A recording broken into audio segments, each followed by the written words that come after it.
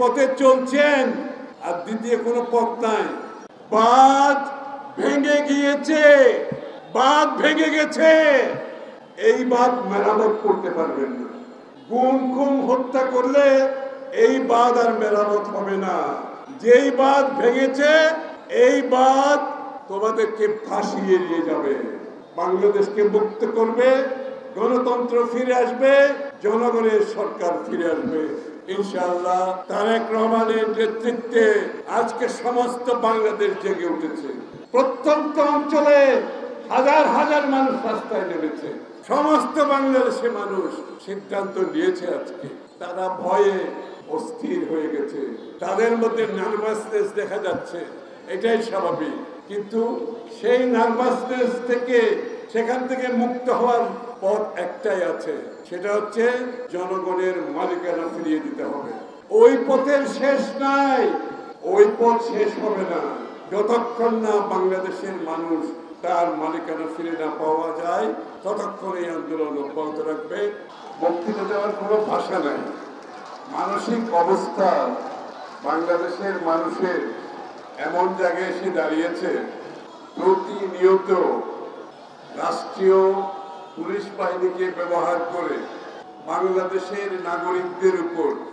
একটু রাখো তো ভাই, এই যে ভাই একটু স্লোগানটা রাখো, স্লোগানটা রাখো। আমার গলাটা খুব ছোট গলা, সুতরাং স্লোগান দিলে শোনা যাবে না।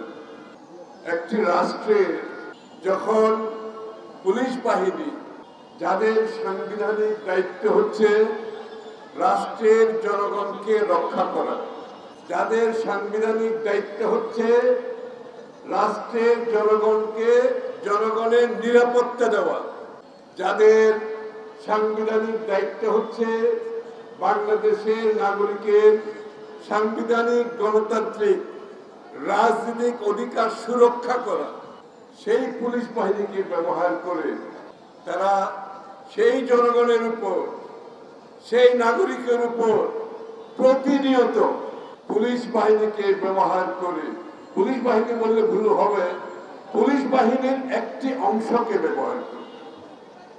আমি নিশ্চিত বাংলাদেশের পুলিশের মধ্যে আজকে নিজেদের বিবেকের কাছে তারা প্রশ্ন করছে, তাদেরকে দিয়ে যে কাজ করানো হচ্ছে এটা শুধু অসাংবিধানিক নয়, এটা অনৈতিক নয়, এটা মানুষের সাধারণ ধর্মীয় চিন্তার দিক থেকে তারা নিজেদের বিবেকের কাছে দাঁড়িয়ে থাকছে।